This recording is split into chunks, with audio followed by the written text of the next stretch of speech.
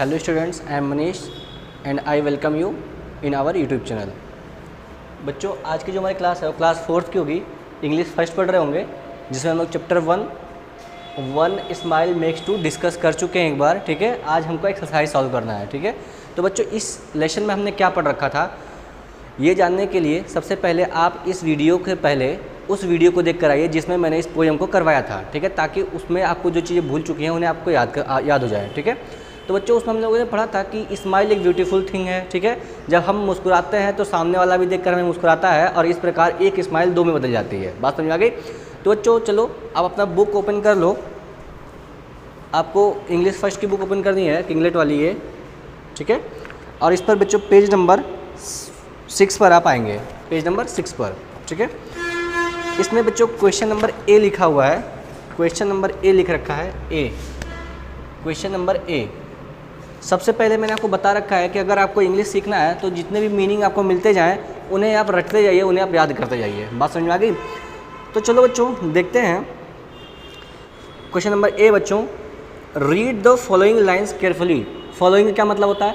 Following का मतलब होता है बच्चों नीचे लिखे हुए। ठीक है, लाइन्स केयरफुली का मतलब ध्यानपूर्वक, नीचे लिखे हुए लाइन्स को ध्यानपूर्वक पढ़िए। ठीक है, चलिए पढ़ लेते हैं। क्या कह रहा है? तो लिखा हुआ ए smile is such a beautiful thing. अब मैं इसमें मीनिंग को बार बार नहीं बताऊंगा क्योंकि मैं पहले ही करा चुका हूँ। ठीक है, a smile is such a lovely thing. एक स्माइल जो होती है बहुत अच्छी चीज़ होती है।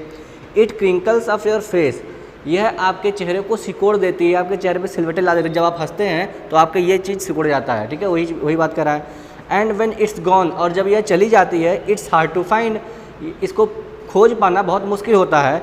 इट्स सीक्रेट हाइडिंग प्लेस, वह स्थान जहाँ पर ये जाके छुप जाती है उस स्थान को ढूंढ पाना बहुत मुश्किल होता है। चलिए अब आगे लिखा हुआ बच्चों क्वेश्चन लिखा हुआ है, ऐसे एक बिंदी बना रखा है। आप देखेंगे ये वाला question, from the above lines right antonyms of. ठीक है, ऐसे लिखा हुआ बच्चों क्वेश्चन, ऐसे बिंदी बना के लिखा हुआ है, राइट द एंटोनिम्स ऑफ। तो बच्चों पहले आपको जानना पड़ेगा एंटोनिम क्या होता है और सिनोनिम क्या होता है। ठीक है, तो बच्चों देखो एंटोनिम का मतलब होता है ANTONYMS। एंटोनिम, एंटोनिम का मतलब होता है बच्चों अपोजिट। क्या होता है? अपोजिट, उल्टा, जिसको बोलते हैं हिंदी में उल्टा। बात समझ आ गई? एंटोनिम का मतलब क्या होता है? अपोजिट, उल्टा। मतलब जैसे मैं कह दूँ राजा, राजा का उल्टा क्या होगा? किंग, किंग का उल्टा क्या होगा? क्वीन, रानी। ठीक है, तो उसका उल्टा, तो उसी को बोलते हैं एंटोनिम। बात समझ आ गई? तो बच्चों आप इस बात को ध्यान रखेंगे कि एंटोनिम क्या होता है। ठीक है, ऐसे ही आप जब थोड़े से और आगे क्लास में जाएंगे तो आपको सिनोनिम भी पढ़ना होगा। सिनोनिम क्या होता है? सिनोनिम का मतलब ये होता है कि समानार्थी शब्द, मतलब कि जैसे एक शब्द कुछ है उसी का दूसरे तरीके से हम कैसे कह सकते हैं, उसी को सिनोनिम बोलते हैं। बात समझ में आ गई? तो बच्चों अभी आपको ये जानने की जरूरत नहीं है, आपको केवल जानना है कि एंटोनिम क्या होता है, उसे अपोजिट बोलते हैं। बात समझ में आ गई? तो बच्चों यहाँ पे पहला वर्ड लिखा हुआ है, मैं यहाँ पे लिख दे रहा हूँ, ये वर्ड्स हैं और यहाँ पे लिख लेंगे आप एंटोनिम। बच्चों आप इसे कहीं नोट कर लेंगे। ठीक है, और ये जो पहला क्वेश्चन मैं उसी करा रहा हूँ, आप ऊपर क्वेश्चन को लिख लेंगे यहाँ पर। ठीक है, तब आप इस चीज़ को नोट करेंगे। बात समझ आ गई? तो इस क्वेश्चन को पहले लिख लेंगे, फिर आप इस चीज़ को यहाँ पे नोट करेंगे जैसे जैसे मैं लिख रहा हूँ। ठीक है, आ जाओ। लिखा हुआ बच्चों ईजी, ईजी। अच्छा बताओ ईजी का क्या मतलब होता है? ईजी का मतलब होता है आसान। ईजी का मतलब क्या होता है? आसान। तो बच्चों यहाँ पे इसका हिंदी मीनिंग भी लिख लीजिए, ईजी का मतलब होता है आसान। अब आसान का बच्चों उल्टा क्या होगा? उसका अपोजिट क्या होगा? उसका एंटोनिम क्या होगा? उल्टा का इसका होगा बच्चे हार्ड। इसमें इस लाइन में सर्च करना है आपको कि ईजी का अपोजिट क्या होगा, तो इसका अपोजिट बच्चों लिखा हुआ हार्ड। हार्ड, हार्ड का मतलब हिंदी लिख लेंगे बच्चों कठिन। हार्ड का मतलब हो जाएगा बच्चों कठिन। बात समझ में आ गई? चलो ये आपको समझ में आया होगा। अगला लिखा हुआ लूज, LOSE, लूज। बच्चों लूज का मतलब होता है यहाँ पर लूज का मतलब होगा खो देना, खोना। ठीक है, लूज का मतलब खो देना, मतलब कि कोई चीज़ आप मान लीजिए आपके स्कूल में पेंसिल लेके आते होंगे, खो जाती होगी, तो आप उसे क्या बोलेंगे? I have lost my pencil, lose. बात समझ आ गई? तो इसका लूज का मतलब खोना, और खोने का उल्टा एंटोनिम क्या होगा? पाना। क्या होगा? पाना। तो इसका लिखेंगे antonym find, FIND, find. Find मतलब पाना। बात समझ आ गई? नेक्स्ट बच्चों अगली, UGLY, UGLY, अगली। अगली का मतलब बच्चों होता है देखो अगली का मतलब होता है कुरूप। कुरूप का मतलब क्या हो गया हिंदी इसका, मतलब भद्दा। भद्दा जानते हो, जो अच्छा ना दिखता हो उसे बोलते हैं कुरूप या भद्दा। अब लिख लेंगे अगली का मतलब भद्दा, भद्दा। अब इसका उल्टा क्या होगा बच्चों, अगली का उल्टा क्या होगा, का आप कहेंगे लवली, LOVELY, लवली। लवली मतलब सुंदर। बात समझ में आ गई। तो बच्चों ये हो गया आपके वर्ड्स और ये हो गया आपके एंटोनिम। ठीक है, मैं एक बार फिर बता दे रहा हूँ, आपको यहाँ पे क्वेश्चन लिखना है जो पहले लिखा हुआ है, फिर आपको ये चीज़ें लिखनी है। ठीक है, वर्ड क्या था, इजी, इसका उल्टा इसका एंटोनिम हार्ड। लूज मतलब खोना, इसका उल्टा पाना जो होगा फाइंड। अगली मतलब भद्दा, इसका उल्टा होगा लवली जो कि होगा सुंदर। तो बच्चों ये हो गया ये हो गया आपका वर्ड, ये हो गया उसका एंटोनिम्स। ठीक है, चलो बच्चों आप इसे नोट कर लो, फिर हम आगे बढ़ेंगे। नोट कर लीजिए आप इसे।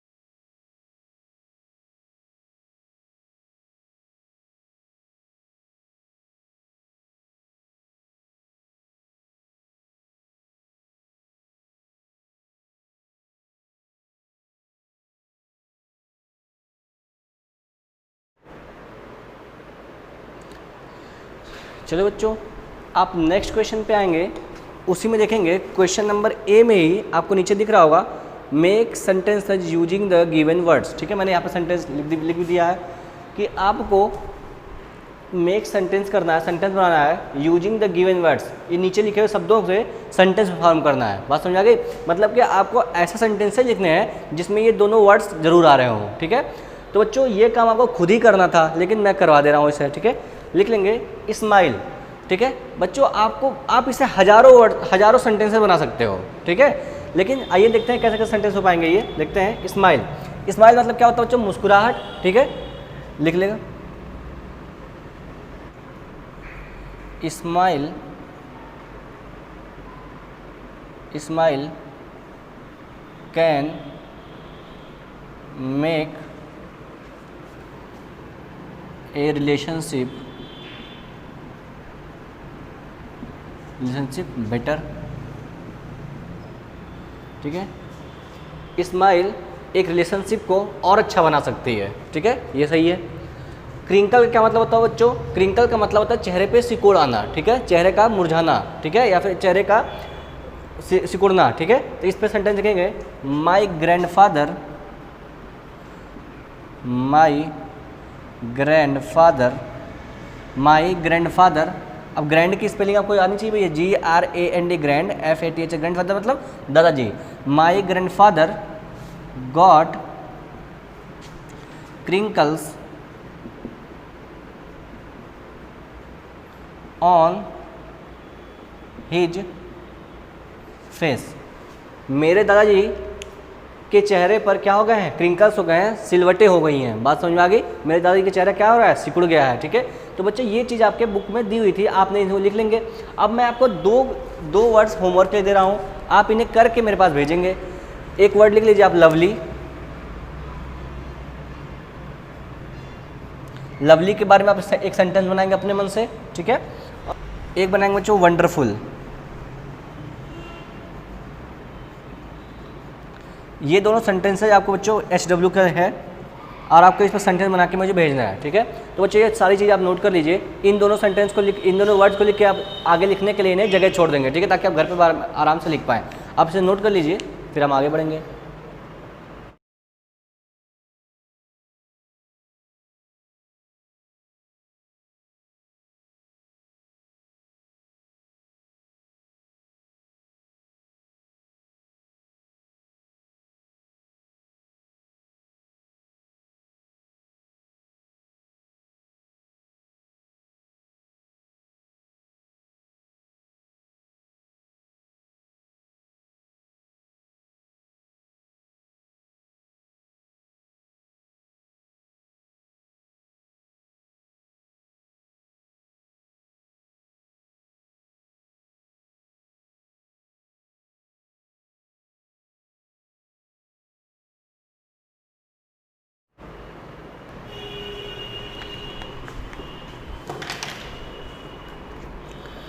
चलो बच्चों अपने नेक्स्ट क्वेश्चन में चलते हैं। हमारा नेक्स्ट क्वेश्चन है क्वेश्चन नंबर बी।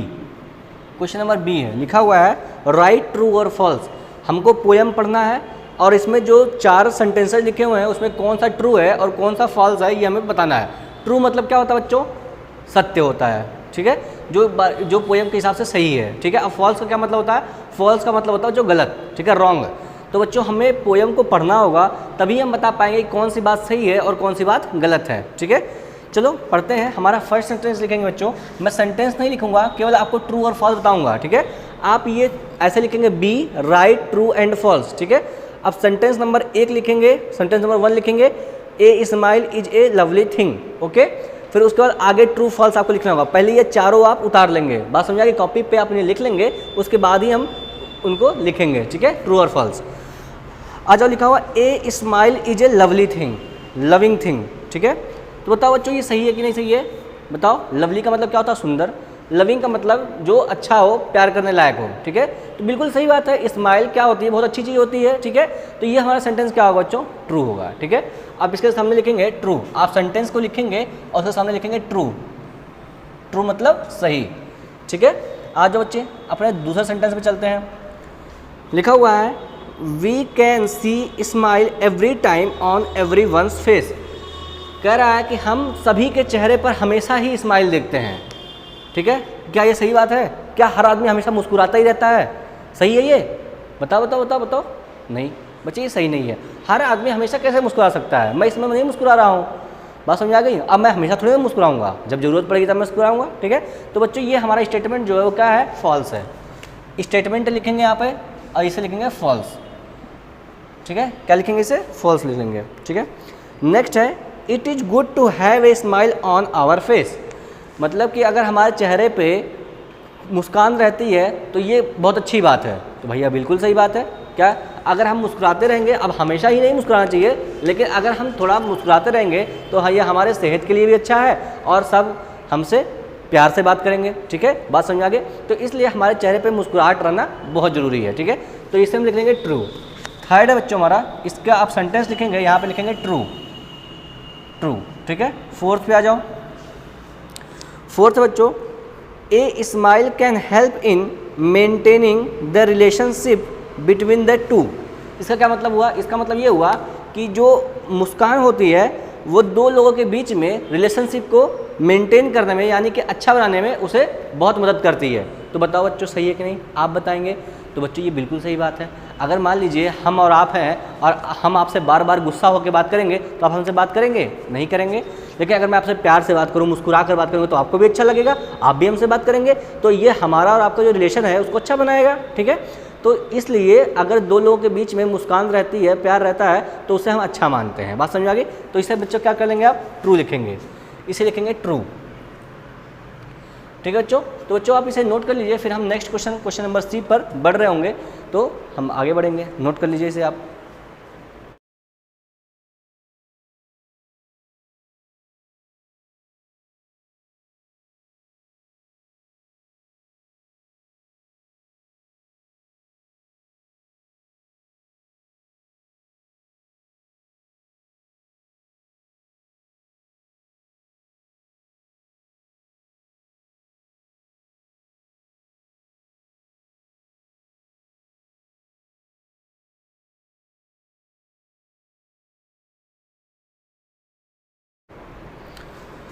चलो बच्चों अपने हम क्वेश्चन नंबर सी की तरफ बढ़ रहे हैं। लिखा हुआ complete the following lines according to the poem. कह रहा है कि ये जो आपके बुक में देखो बच्चों पोयम लिखा होगा ये अधूरा था, ठीक है, अधूरा था, इसे हमें पूरा करना है, कंप्लीट करना है, ठीक है। आपको स्पेस दे रखा बीच में, तो पोयम को पढ़ करके उन लाइनों को हमें फिल करना है, उन लाइनों को हमें पूरा करना है, ठीक है। तो चलो पढ़ लेते हैं। ये आपके बुक में भी लिखा हुआ है, इसे आप देख कर भी कर सकते हैं, मैं आपको बताता जा रहा हूँ, आप इसे कर लेंगे, ठीक है। बच्चे आप बिल्कुल छोटे तो हो नहीं कि हर एक चीज़ मैं बोर्ड पे लिख के बताऊँगा। आपका जब जितना प्रैक्टिस आप खुद करोगे उतनी ही नॉलेज आपकी गेन होंगे। आप उतना ही तेज होंगे पढ़ने में, ठीक है। तो बच्चों ज़्यादा से ज़्यादा चीज़ों को खुद से करने की कोशिश कीजिए। हम आपको गाइड कर सकते हैं और हम पूरा गाइड करेंगे, बात समझ आ गई। लेकिन हर एक चीज़ को हम बोर्ड पे लिख के नहीं बताएंगे, क्यों? क्योंकि जब तक आप खुद कुछ नहीं करेंगे तब तक आपका डेवलपमेंट नहीं होगा, आपका स्किल डेवलपमेंट नहीं हो पाएगा। इसलिए मैं हर एक चीज़ को जानबूझकर बोर्ड पर नहीं लिखता हूँ, बात समझ आ गई। अगर मैं हर चीज़ को बोर्ड पर लिखने लगूंगा तो आप उसके आदी हो जाएंगे और आप अपने मन से कुछ भी नहीं कर पाएंगे, बात समझ आ गई। इसलिए मैं हर चीज़ को बोर्ड पे नहीं लिखूंगा, आप इस बात को ध्यान में रखेंगे, ठीक है। तो चलो बच्चों, लिखा हुआ है क्वेश्चन नंबर सी है कि हमें फिल करना है, ठीक है। पहला सेंटेंस में लिखा हुआ है ए स्माइल इज सच ए। अब आपको पोयम में पढ़ना चाहिए ए स्माइल इज सच ए, क्या लिखा हुआ है? Lovely thing. तो आगे आप उसको पूरा कर लेंगे, lovely thing, LOVELI lovely, THING lovely thing, उसे आप पूरा कर लेंगे, बात समझ में आ गई। फिर नेक्स्ट टाइम लिखा हुआ है बच्चों अप योर फेस। अब बच्चों देखो इसमें किस सेंटेंस में लास्ट में अप योर फेस है, तो दूसरे लाइन में लिखा हुआ है पोयम में it crinkles up your face, तो उसमें आप लिख लेंगे इट क्रिंकल्स, क्या लिख लेंगे? इट क्रिंकल्स, आगे लिखा हुआ अप योर फेस, तो ये सेंटेंस कंप्लीट हो जाएगा हमारा, बात समझ में आ गई।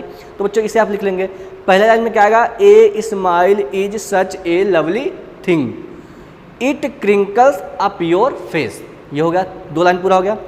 दूसरा सेंटेंस लिखा हुआ बच्चों बट फॉर मोर। अब देख लो सेंटेंस में कहाँ है बट फॉर मोर, शुरू में बट फॉर मोर लिखा हुआ है वंडरफुल इट इज, आगे क्या भरेंगे आप? वंडरफुल इट इज, बात समझ में आ गई। लिखेंगे but for more wonderful it is, बात समझ में आ गई। चलो बच्चों नेक्स्ट वाला लिखा what smile can do, what smiles can do. अब बच्चों देखो पोयम में कहाँ आया व्हाट स्माइल कैन डू, तो उसके पहले होगा to know what smiles can do, आप पोयम देख के भर लेंगे, बात समझ में आ गई। चलो बच्चों ये भी आपका हो गया, आपका नंबर 2 भी हो गया। नंबर 3 पे आते हैं, लिखा हुआ है यू। अब बच्चों देखो शुरू में यू कहाँ पर लिखा हुआ है? लिखा हुआ है यू स्माइल एट मी, यहाँ पे आगे फिल करेंगे you smile at me, poem देख के फिल करेंगे you smile at me. So one smile makes two, so one smile makes two, इस प्रकार वन एक स्माइल 2 बन जाती है, ठीक है। आगे आप भर लेंगे सो वन स्माइल मेक 2, ठीक है, and so one smile makes 2, ये बात आप आगे भर लेंगे, बात समझ आ गई बच्चों। तो इस प्रकार से बच्चों आपने question number A, question number B और क्वेश्चन नंबर C को फिल कर लिया, ठीक है। बच्चों आप ये होमवर्क अच्छे से कर लेंगे, फिर हम आपको नेक्स्ट वीडियो में और नेक्स्ट क्लास में अपने आगे हम पढ़ा रहे होंगे, ठीक है। और जो क्वेश्चन बच रहे होंगे EFG जो भी क्वेश्चन बच रहे हैं उन्हें हम करा रहे होंगे, ठीक है। तो बच्चों मुझे उम्मीद है आपको बहुत अच्छे से सब कुछ समझ में आ रहा है, ठीक है। और आप लापरवाही बिल्कुल नहीं करेंगे, एक्टिव रहेंगे, जो भी होमवर्क आपको दिया जा रहा है वो हमें करके ज़रूर भेजेंगे, बात समझ आ गई। अगर आप होमवर्क करके नहीं भेजेंगे तो हमें पता चल जाएगा कि आप पढ़ नहीं रहे हो, ठीक है, तो आपको दिक्कत हो जाएगी, ठीक है। इसलिए मैं कह रहा हूँ आप अपने घर पे आराम से पढ़िए, अपने घर में रहिए, और जो भी डाउट आपको आता है कमेंट बॉक्स में पूछिए, या फिर आप हमारे कॉलेज के व्हाट्सएप नंबर पर फ़ोन करके भी हमसे डाउट क्लियर कर सकते हैं, बात समझ आ गई। तो बच्चों कोई भी डाउट हो, कोई भी समस्या हो, ठीक है, मेरी लिखावट ना समझ में आए या फिर मेरी भाषा ना समझ में आए, तो आप तुरंत हमसे संपर्क करके इस चीज़ को क्लियर कर देंगे, बात समझ में आ गई। तो चलो बच्चों मिलते हैं नेक्स्ट वीडियो में, और अपना होमवर्क करके आप हमें ज़रूर भेज देंगे, ठीक है। चलो बच्चों मिलते हैं नेक्स्ट वीडियो में।